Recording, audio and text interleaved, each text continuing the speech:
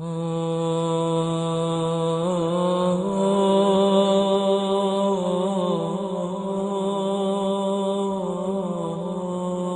باللہ من الشیطان اللعین الرجیم بسم اللہ الرحمن الرحیم یا ایہا الذین آمنوا اتقوا اللہ وکونوا مع الصادقین۔ امام موسیٰ الکاظم علیہ السلام کے حوالے سے کچھ منٹ آپ لوگوں کے لیے مزاحم بنوں گا، بلکہ ضروری یہ ہے کہ ہر امام کی ولادت اور شہادت پر کچھ گفتگو ہو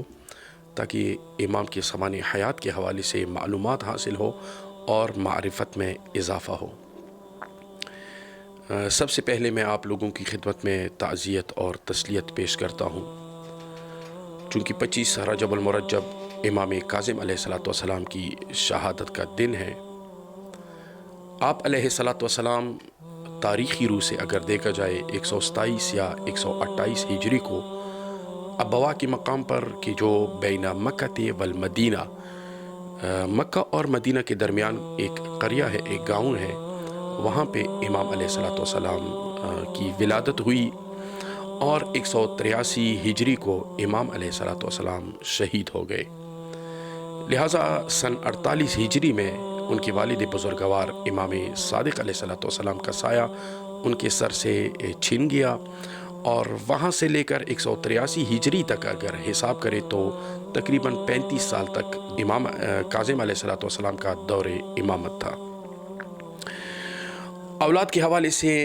مختلف روایات ہیں، تاریخی جو تاریخ دان ہیں انہوں نے مختلف اقوال پیش کیے ہیں، مگر شیخ مفید کا جو قول ہے ارشاد میں وہ یہی ہے کہ امام علیہ السلام کے 37 اولاد تھیں، مختلف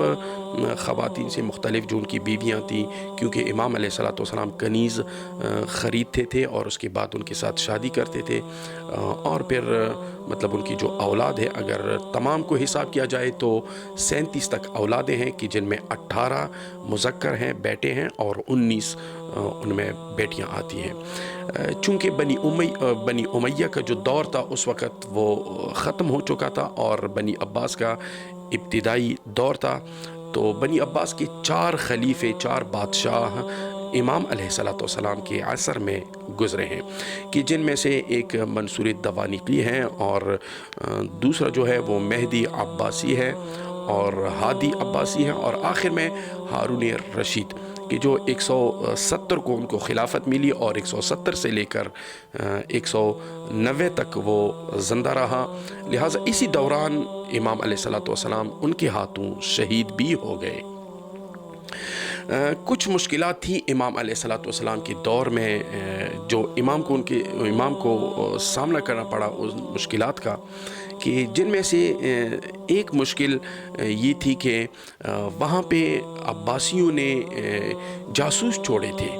کہ جو امام کے ہر اٹک بیٹک کو، ہر اس کے حرکت کو وہ ہارون رشید تک پہنچاتے تھے۔ دور یا دشمن تو صحیح بلکہ خود اپنے خاندان میں ہی کچھ ایسے لوگ تھے رشتہ داروں میں